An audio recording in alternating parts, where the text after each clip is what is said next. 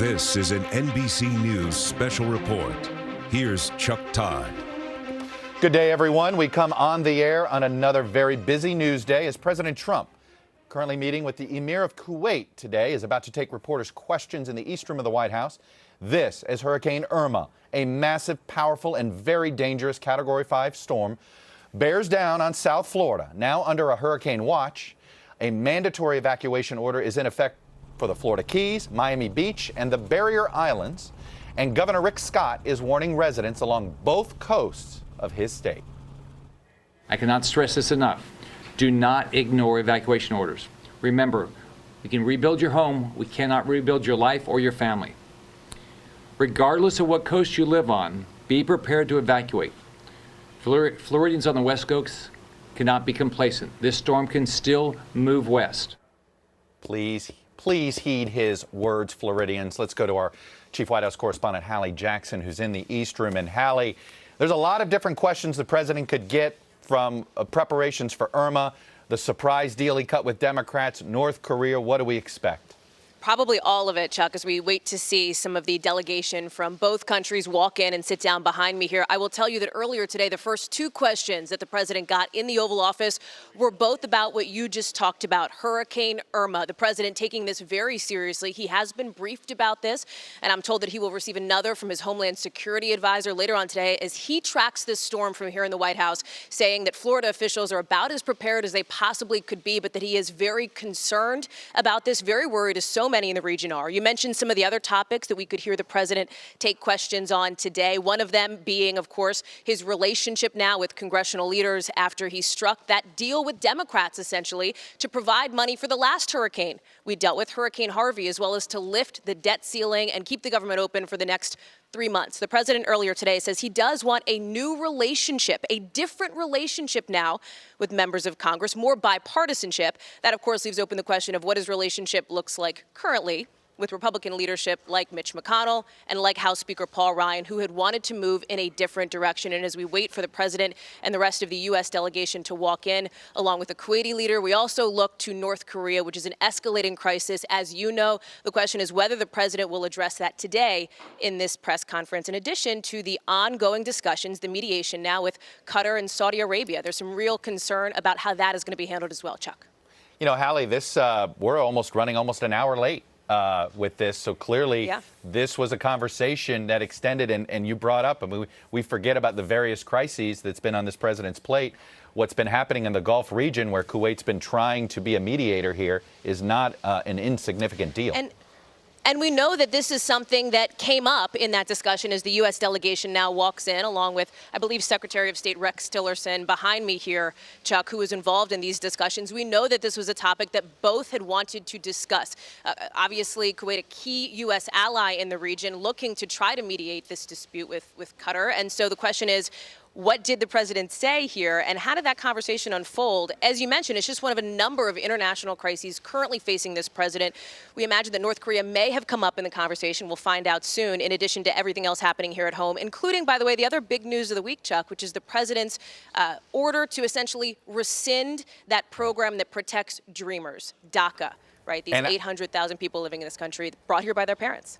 I'm glad you brought that up. Among the surprise new relationship between the president and congressional Democrats was apparently a back and forth where a Democratic leader, Nancy Pelosi, asked the president to tweet some relief to DACA recipients. He did it. He sure did, after being asked by Leader Pelosi to do so, Chuck. It has been a striking 24 hours here when you look at the relationship that this president has sort of made very public now with Democratic leaders in particular. The White House made a point of coming out and telling reporters that the president didn't just speak with Leader Pelosi this morning. He also spoke with other members of congressional leadership, including Mitch McConnell, including Paul Ryan, who, by the way, is coming over for dinner later tonight. And we understand that Senator Chuck Schumer will also be here again for the second day in a row to talk infrastructure. Let me bring in our Capitol Hill correspondent, Casey Hunt. Casey, I know you've been talking to a slew of Republicans today, still a bit shell-shocked at what happened yesterday. Is the attitude any better, or is it going to get worse on the Hill between the president and Republicans? Well, Chuck, I would describe the conversations I've had with Republicans this morning walking around the building as trying to pick themselves up off the ground, dust off a little bit, and put a nice face on what happened between congressional Republicans and the president yesterday. They're essentially arguing behind the scenes, okay, you know what, it's fine. We have solved some problems. We're able to move on. We'll have a little bit more space to work on big agenda items like tax reform. But then privately, they also whisper, and you know what? The president now owns this, meaning that all of this is now set up to come to a head in December, a massive fiscal fight, the debt ceiling, the budget, all of it all together. If that goes the wrong way, they're saying privately, then it's going to be the president who has to take the blame. And I think the feeling here is that the president doesn't really understand the magnitude of what he has done in cracking this short-term deal on Capitol Hill, and that he could end up with a much bigger crisis on his hands come December. And very quickly, Casey, I think we're just seconds away from the president, but I believe the U.S. Senate is voting on this package now, and we should remind folks that I believe they've already increased the amount of money that's going to FEMA. This is no longer Hurricane Harvey aid. This is already Harvey Irma aid. Chuck, that's right. A little bit of good news for some of the people down in Florida facing this storm. They've added about $7.4 billion additional dollars to those block grants for FEMA. It's basically intended to be a down payment on solving an additional crisis in Florida. Casey, I will leave it there. It looks like the president and the Emir is coming now. They're walking up together. We'll hear from the president, and he is expected to take questions. Thank you very much.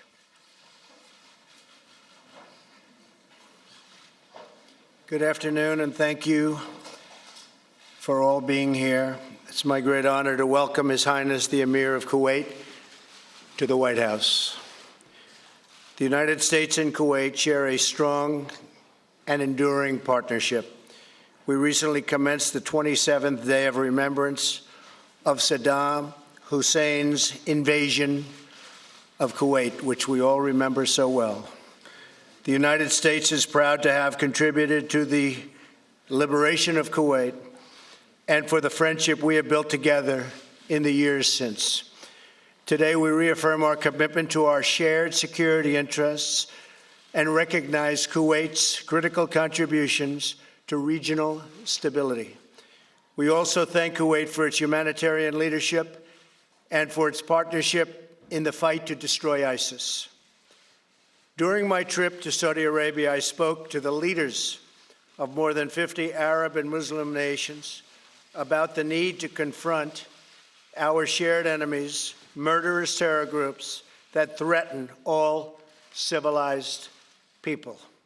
Every responsible nation must work together to strip these groups of their territory, their financing, and the false allure of their evil ideology. I applaud Kuwait for its role in this effort and encourage all nations in the region to do their fair share in defeating those who wage war on the innocent.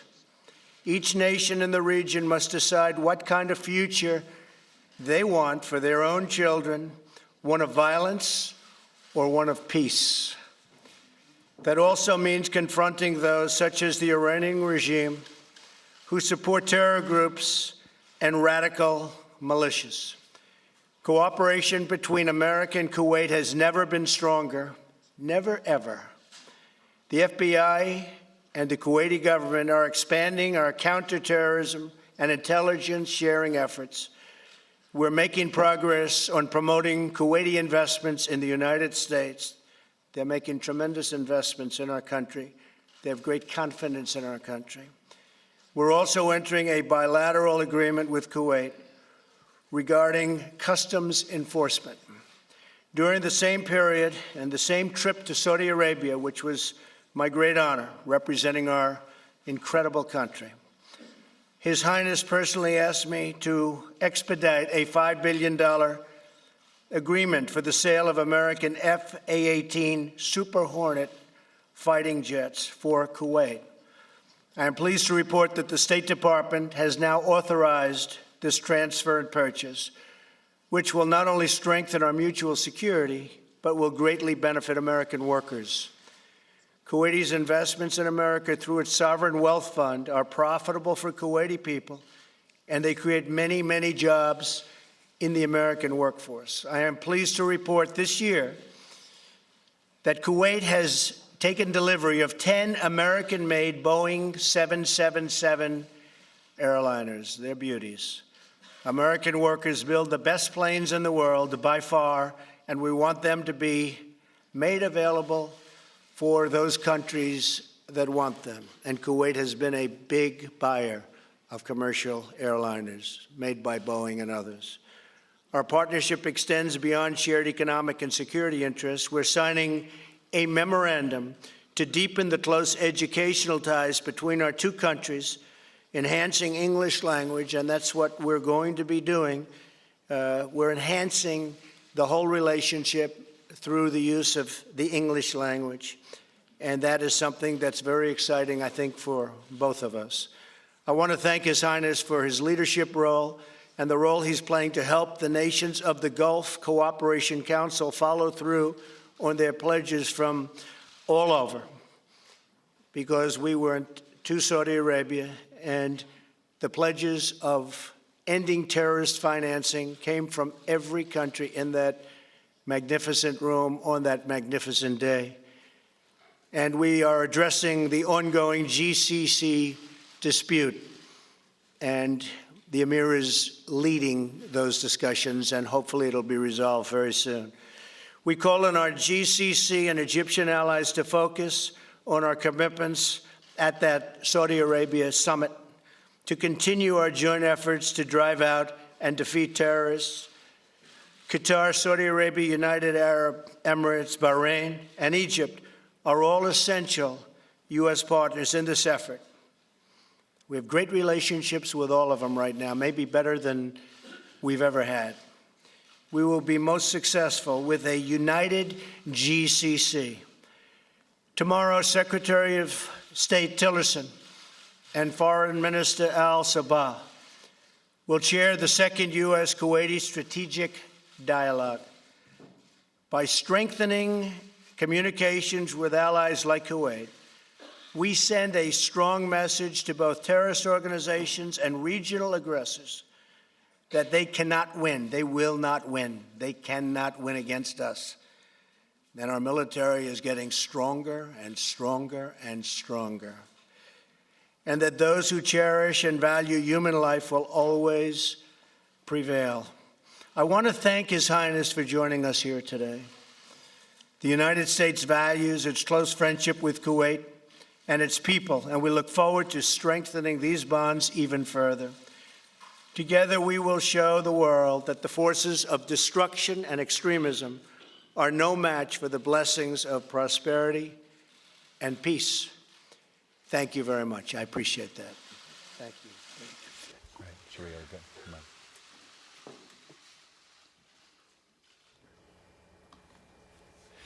We're going to switch back to the East Room as soon as the president starts to take questions, but we want to get the latest for you here on where Irma is headed.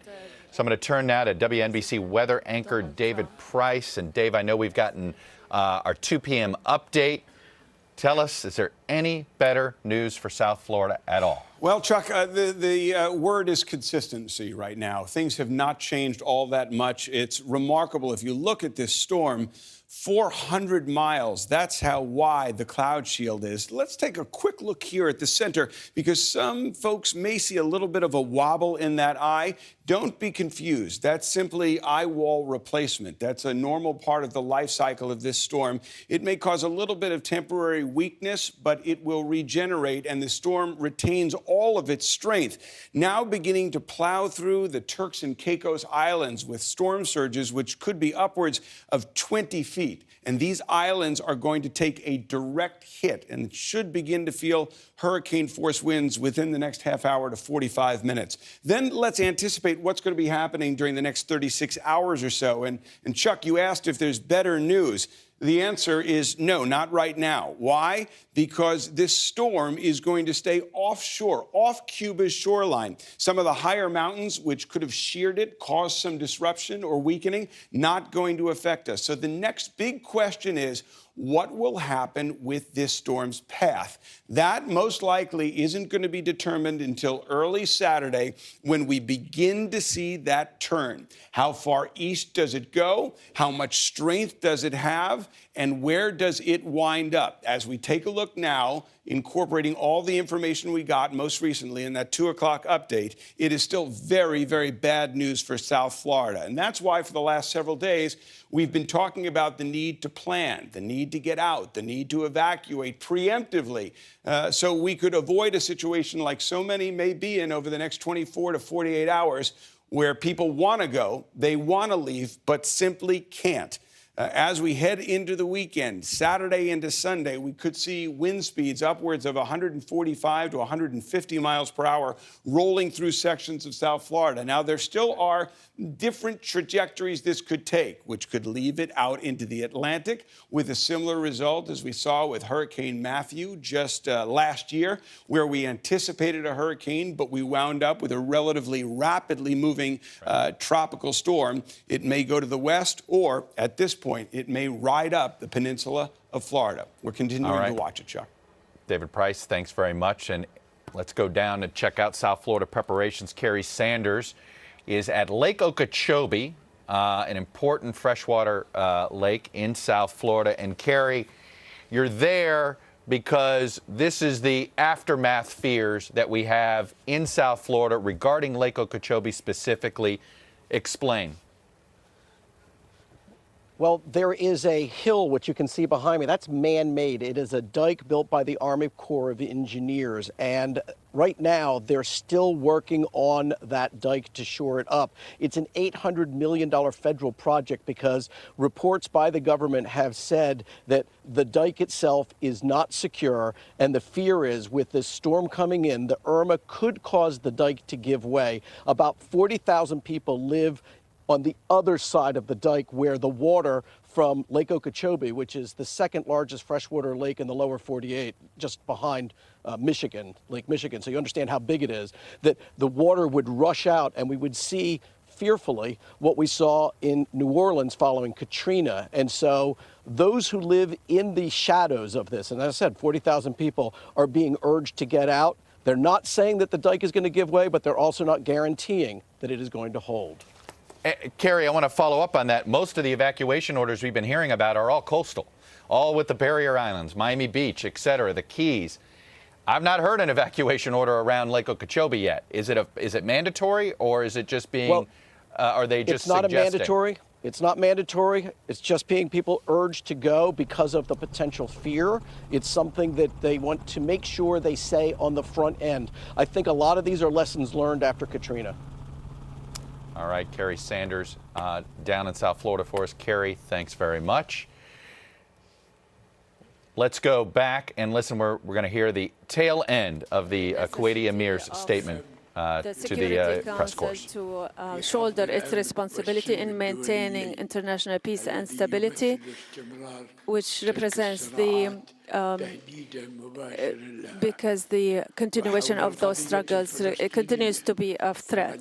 With respect to the Palestinian question, we have praised the recent U.S. efforts to move the peaceful process, and we affirmed the need to join efforts in order to reach a comprehensive and lasting solution to this problem on the basis of a two-state solution and in accordance with the international legitimate resolutions and the Arab Peace Initiative.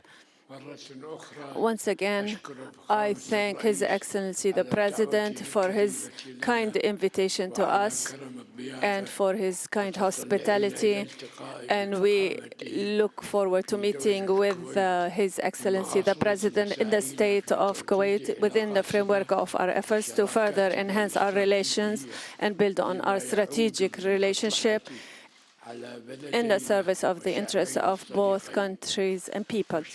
Thank you, Mr. President.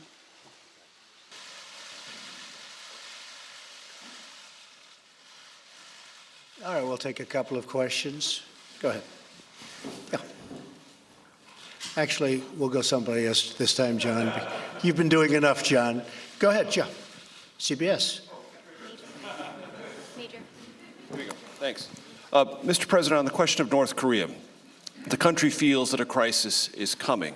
Some lawmakers, Lindsey Graham among them, have almost described the situation as inevitably leading to war. I don't want to ask you if you think it's inevitable. What I do want to ask you is, as President of the United States, would you tolerate a nuclearized North Korea that is contained and deterred, but still nuclear? Or would it have to abandon nuclear weapons? And would military action on the part of the United States be one of the options necessary to achieve that goal?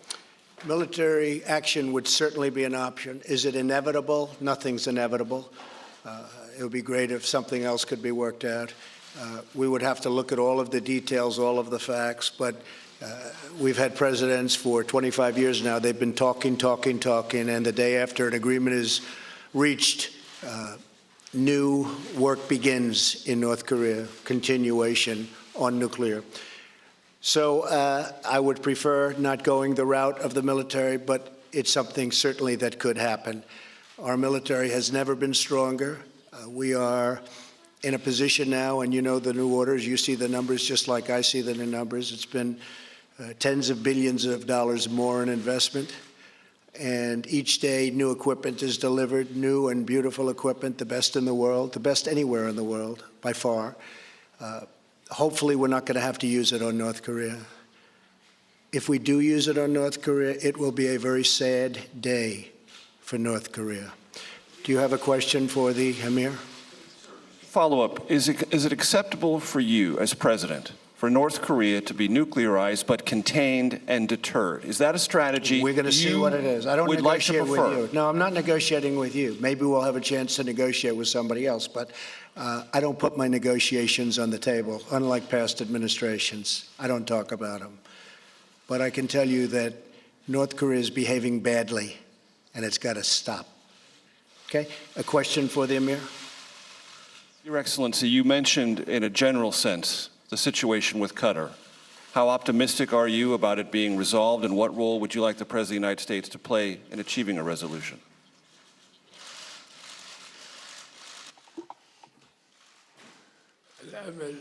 We still have hope that the dispute would be resolved between Qatar and its neighborly countries in the GCC, especially that are our friends in the U.S.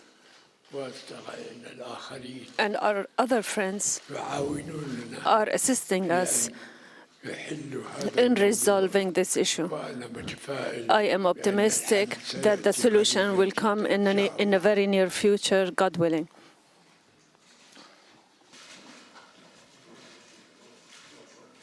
Question for the, yes, for the Emir first, yes. My question is for you, Mr. President, first. Kuwait News Agency, Kuwait شروق صادقي. Do you support the Kuwaiti mediation role between Qatar and the four countries, and do you support the holding of a conference that will include all parties in Kuwait? Thank you. Well, I do appreciate and respect the mediation. I would be willing to be the mediator. I was telling the Emir before that if I can help between UAE and Saudi Arabia, where I have a very great relationship. I spoke with the king yesterday, King Solomon, was a friend of mine, and we spoke on unrelated subjects, but we had a long conversation. If I can help mediate between Qatar and, in particular, the UAE and Saudi Arabia, I would be willing to do so. And I think you'd have a deal worked out very quickly. I think it's something that's going to get solved fairly easily. Kuwait has been really the leader of getting it solved, and we appreciate that very much. But I do believe that we'll solve it. If we don't solve it, I will be a mediator right here in the White House. We'll come together very quickly. I think we'll have something solved. Ahmed Makki, Makki, Kuwait Television. سيدي حضرة صاحب السمو حفظكم الله ورعاكم. هل تم التأكيد Mr. Emir, in light of the regional conditions in the region, has there been an assertion on the role of the U.S. commitment to the security of the state of Kuwait? Thank you. Thank you. And you have heard now what His Excellency the President has said about the relations between Kuwait and the U.S. and its assertion of its commitment to the security of Kuwait. And this is not something new. And don't forget that the United States has managed with its other allies. When Kuwait was occupied, it liberated Kuwait from Iraq within a few months. And this is something that the Kuwaiti people remember very well, and everybody also. And we here thank the United States and the American people for that. Thank you. Go ahead. Thank you, Mr. President. Nadia Bilbisi with Al Arabiya Television.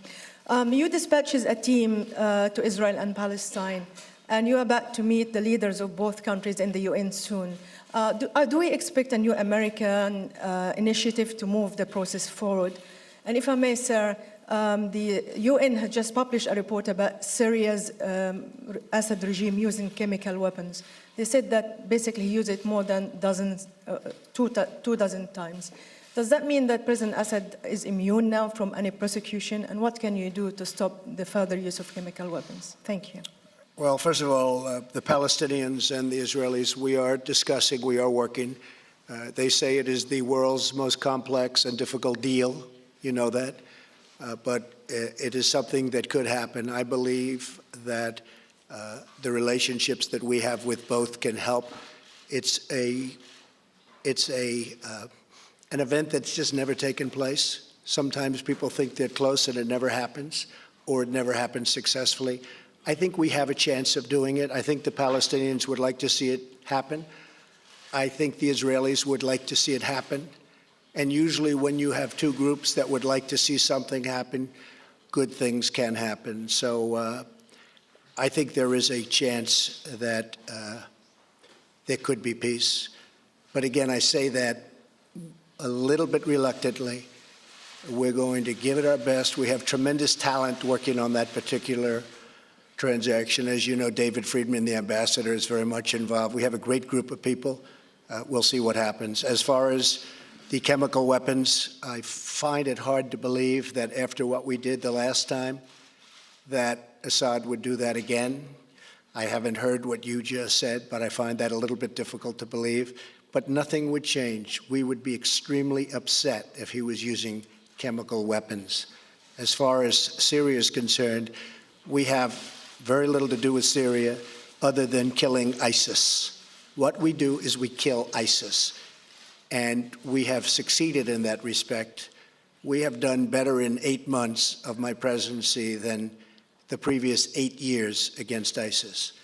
So ISIS is rapidly disappearing, as you know, and that's because of our great military. The military has been absolutely incredible in terms of what they've done with ISIS in Iraq and in Syria.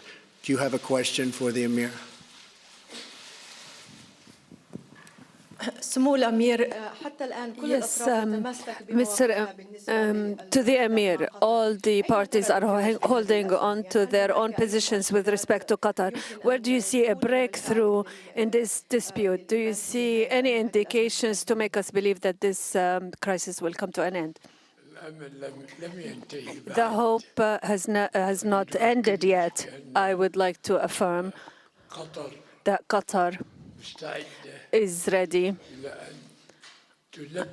to meet all the demands that were put, the 13 demands that were presented, and is ready to sit at the table to negotiate and to discuss with us all everything related to the dispute between the parties, the Gulf parties. As you know, we have 13 demands that were presented. And we know that not all of these 13 demands are acceptable. But if we were to sit down together and discuss these 13 demands, and we have indeed accepted them, and Qatar has accepted them, we would be able to resolve all 13 demands, all the issues and points that harm and relate to the dispute between the countries of the region and anything that harms the interests of our other friends. Thank you. This all began because of the fact that there has been massive funding of terrorism by certain countries. And what I want is stop the funding of terrorism. And we're going to stop the funding of terrorism. And if they don't stop the funding of terrorism, I don't want them to come together. But I think they will. Okay? You have a question? Your people have a question, yes.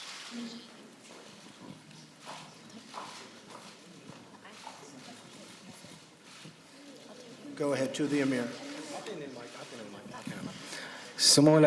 Your Highness, I'm Said Said from Al Jazeera. Mr. President,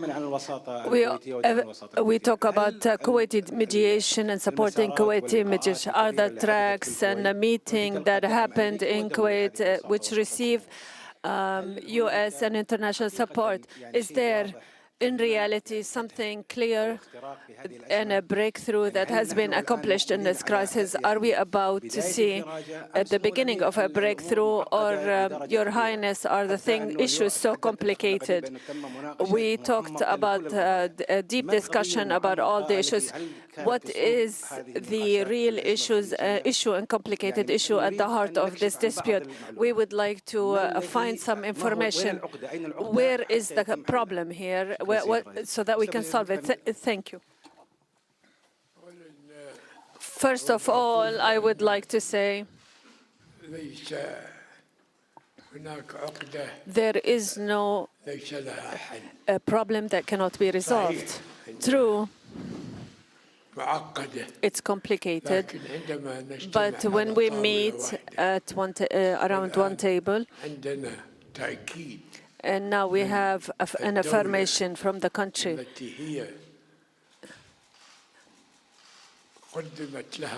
to which some demands were presented by its brotherly nations in the Gulf region. When we hear that it's ready to discuss all these demands, we are not among those countries, but we are guarantors, and we can guarantee that we will pressure Qatar, because it's not in the interest of Qatar to remain outside the flock. Rather, it should join its brothers in the GCC. As you know, thank God, the wisdom of our brothers in the Gulf region, they should appreciate the situation we're in today, the situation in Syria, in Iraq, in Syria, and in Libya. Now is the time that we have to forget all these differences. It's true, we have we're descended into some not very healthy issues, and especially in the media. But in spite of all of that, we were one of the most people to be affected by this situation, by what our brothers in Qatar have done. But when that happened, and before this dispute came into existence, we met with our brothers in Qatar and put an end to this issue. And this is now a normal issue. We met in Riyadh in the presence of President Trump, and there was no one who to say that there was a dispute between us, but suddenly this dispute came into existence. Thank God now what is important that that we have stopped any military action. And these disputes, as I said, they are complicated, and we have seen the media campaign that is totally unacceptable to the people, because the media coming out of this country is against the people, not the rulers. And for that reason, we have received from Qatar a letter in response to the letter I sent them, and they are willing to sit down at the table and discuss all these demands, which the other parties have put down. And we're talking about 13 demands, and I'm certain that all these 13 demands, some of them, a great part of them will be resolved, and the other part, and perhaps we might not accept them, because anything that affects sovereignty, we would not accept. But we are very hopeful. We have great hope in our friends in the U.S. that they will assist them to restore things to where they used to be. Well, that is a problem that we will get resolved, and I'm very, very honored and happy to know that you have problems with the media also. Thank you, everybody. Thank you very much. Well, that was a very Middle East question-heavy joint press conference there. On one hand, not surprising considering who the president was with, the Emir of Kuwait, but given everything else that's been happening in Washington, it was surprising to have there. Let's go to Hallie Jackson. Hallie, on the foreign policy front, he perhaps made a few pieces of news, pledging to mediate the dispute in the Gulf region between Saudi Arabia, UAE, and Qatar at the White House. He seemed to raise expectations a little bit for the Israelis and the Palestinians as that front. Talked a little bit about North Korea, but didn't really say anything new than what he has said before. But what I found the most fascinating, Hallie, the president himself seemed to almost orchestrate all the questions coming from reporters whose beat is the Middle East.